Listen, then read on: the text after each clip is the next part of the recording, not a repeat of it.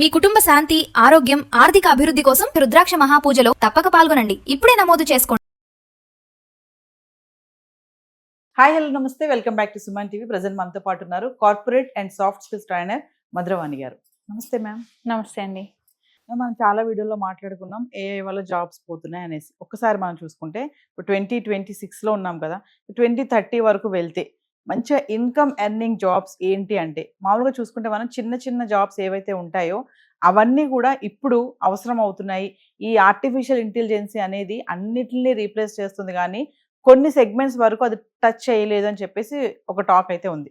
ఒకసారి మనం మాట్లాడుకుంటాం. అంటే ఇప్పుడు ఏఐ వచ్చేసి మనని ఎంప్లాయీస్ని రీప్లేస్ చేస్తుంది, సాఫ్ట్వేర్ని రీప్లేస్ చేస్తుంది, డేటా ప్రాసెస్ చేస్తుంది, అన్ని చేస్తుంది. కానీ కొన్ని హార్డ్ స్కిల్స్ ఉన్నాయి ఏవైతే ఏఐ చేయలేదు. ఇప్పుడు ఏఐ బిల్డింగ్ స్క్రాచ్ నుంచి కట్టలేదు, ఓన్లీ బిల్డర్స్ మాత్రమే కట్టగలుగుతారు.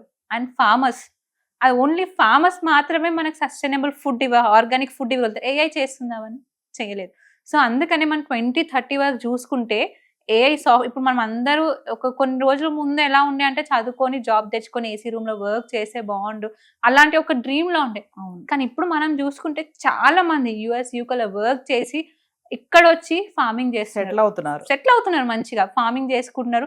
అండ్ ఫార్మింగ్ కూడా ఎలా, వాళ్ళకి 2-3 crores యాన్యువల్ ఇన్కమ్ వస్తుంది. కొందరు ఫ్రూట్స్ పండిస్తున్నారు, కొందరు వరి అట్లా వేస్తున్నారు. అన్ని టెక్నిక్స్, అక్కడ ఉన్న టెక్నిక్స్ ని ఇక్కడ వారి అంత ఇన్కమ్ సంపాదిస్తున్నారు.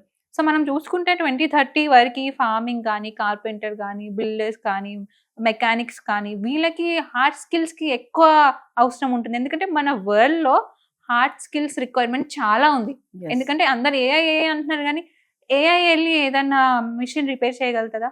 చెయ్యదు. దానికోసం ఖచ్చితంగా మంచిగా వెళ్లాల్సి ఉంటుంది.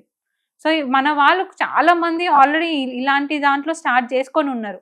ఇందాక అన్నారు కొంతమంది సెటిల్ అవుతున్నారు అక్కడి నుంచి వచ్చేసి ఇక్కడ ఇండియా అనేసి. చూసుకుంటే ఎన్ఆర్ఎస్ ముఖ్యంగా చూస్తే అమెరికాలో ఉంటున్నటువంటి వాళ్ళు కూడా అక్కడ ఉన్నవన్నీ కూడా బ్లాక్ క్లియర్ చేసేసుకొని మీరు అన్నట్టుగా రిలాక్స్కి ఇక్కడికి వచ్చేసి, అంటే ముందు ముందు వీటికి ఎక్కువ ప్రయారిటీ ఉంటుందని ఆలోచన అనుకోవచ్చు అంటారా? ప్రీ ప్లానింగ్ అనుకోవచ్చా ఇవన్నీ? అంతే కదండి, మంచి ప్రీ ప్లానింగ్. అంటే ఇప్పుడు ఫార్మింగ్ అంటే మనకి ఏ చేయలేదు, మనకి ఎప్పటికైనా మనం ఎంత అడ్వాన్స్ టెక్నాలజీకి వెళ్ళినా కానీ మనం ఫార్మింగ్ ఉంటేనే మనకు ఫుడ్ వస్తుంది.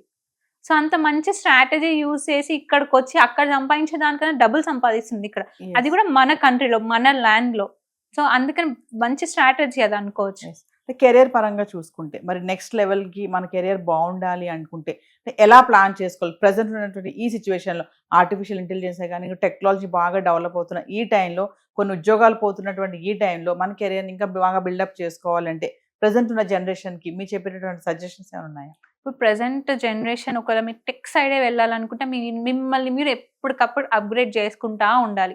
అలా అయితేనే మీరు ఈ టెక్నికల్ వరల్డ్ లో సర్వైవ్ అవ్వగలుగుతారు. లేదు నేను ఇంతే ఉంటాను, నేను ఇంకా ఏం నేర్చుకోను అంటే మీరు ముందుకు వెళ్ళలేరు. అదే శాలరీకి వర్క్ చేస్తూ ఉండాలి, మేబీ మీరు లే ఆఫ్ కూడా ఫేస్ చేయాల్సి వస్తుంది. అందుకని ఎప్పటికప్పుడు ఏ టెక్నాలజీ వస్తే ఆ టెక్నాలజీ నేర్చుకుంటూ ఉండాలి. ఈవెన్ మీకు అవసరం లేకపోయినా నేర్చుకుంటే ఫ్యూచర్ లో ఉపయోగపడవచ్చు మీకు.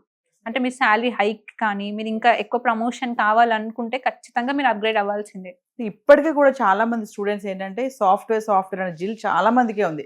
ఇంత భయం అవుతున్నటువంటి ఈ టైంలో, ఇటువంటి సిచ్యువేషన్ లో కూడా నేను ఐటీకి వెళ్తాను, నేను ఐటీ జాబ్ చేయాలని, ఏ ఉద్యోగం వచ్చినా కూడా చెయ్యకుండా వదిలేసి ఐటీలో జాబ్ వస్తేనే చేస్తాననే వాళ్ళు కూడా చాలా మంది ఉన్నారు. మరి కొంతమందికి ఎన్ని సంవత్సరాల నుంచి ట్రై చేస్తున్నా కూడా రాదు ఆ జాబ్. అంటే అక్కడ వాళ్ళు చేసే మిస్టేక్స్ అంటే మీరు ఐటీ అనుకుంటే ఓకే, ఐటీ ఒక మంచి పొజిషన్, సాఫ్ట్వేర్ ఇంజనీర్ మంచి పొజిషన్. కాకపోతే సాఫ్ట్వేర్ కి కావాల్సిన స్కిల్స్ మీరు నేర్చుకోవాలి కదా. ఇప్పుడు మీకు ఆ స్కిల్స్ లేనప్పుడు మీరు ఇప్పుడు 1 year 2 years 3 years 4 years మీ టైం వేస్ట్ అయిపోతుంది కదా. మనకు తెలుస్తుంది మనకి ఏం స్కిల్స్ ఉన్నాయి, మనం ఎంతవరకు వెళ్ళగలుగుతాము అని. ఒకవేళ మీకు అక్కడ డౌట్ ఉన్నప్పుడు మీరు ఏదైనా కొత్త కోర్స్ తీసుకొని దానిపైన మీరు జాబ్ తెచ్చుకోవచ్చు. లేదు నేను చాలా ఐటీ కాకుండా చాలా జాబ్స్ ఉన్నాయి, అంటే ఐటీలోనే మంచి సాలరీస్ కాదు, నాన్ ఐటీలో కూడా మంచి సాలరీస్ ఉన్నాయి మనకి.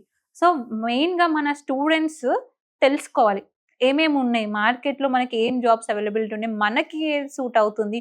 ఇప్పుడు మీరు కంఫర్టా లేకపోతే ప్రెషరా అట్లా కూడా చూసుకోవచ్చు. ఐటీ అనగానే మీరు కంఫర్ట్ ఉండదు, ప్రెషర్ ఉంటుంది, మనీ ఉంటుంది, ప్రెషర్ ఉంటుంది. అవి రెండు తట్టుకోగలుగుతామా లేదా అది కూడా చూసుకోవాలి. లేకపోతే కంఫర్టే కావాలా? ఒకప్పుడు మన వాళ్ళు గవర్నమెంట్ జాబ్ ఉంటే చాలు అనుకునే వాళ్ళు, మళ్ళీ సాఫ్ట్వేర్ వచ్చినాక అసలు గవర్నమెంట్ జాబ్ ని పట్టించుకోవట్లేదు, ఎందుకంటే సేఫ్టీ అని. సో మొత్తం ట్రెండ్ మారుతా ఉంది మనది. ఐటీ అంటే కంఫర్ట్ కాదు, స్ట్రెస్ కూడా ఉంటుంది అంటారు. ఎలా ఉంటుంది స్ట్రెస్, ఏ లెవెల్లో ఉంటుంది ఐటీ వాళ్ళకంటే? స్ట్రెస్ లెవెల్ అంటే వీళ్ళు తీసుకునే దాన్ని బట్టి ఉంటుంది. అఫ్ కోర్స్ ఇప్పుడు మీకు డెడ్ లైన్ ఉంటుంది. మీరు అదే చెప్తున్నా, మీరు మేనేజ్ చేసుకోవాలి.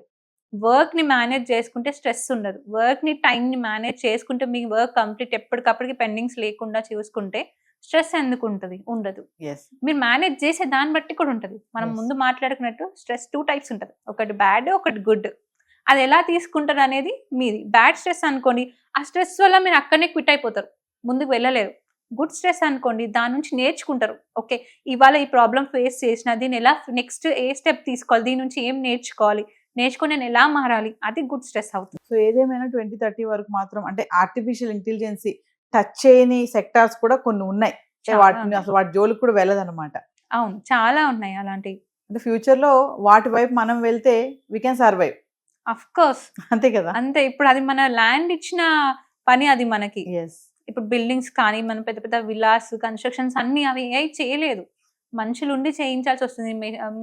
Mechanics, TV repair, machine repairs, ఇవన్నిటికీ మనుషులు కావాల్సి ఉంటుంది. ఎస్. అంటే హై ప్రొఫైల్ ఉన్న వాళ్ళకి ఇబ్బందులే కానీ ముందు ముందు లో ప్రొఫైల్ ఉన్న వాళ్ళకి ఎటువంటి ఇబ్బందులు లేవు. 2030లో ఈ లో ప్రొఫైల్సే క్రోర్స్లలో సంపాదించే అవకాశం ఉంది. Yes. Thank you. Thank you.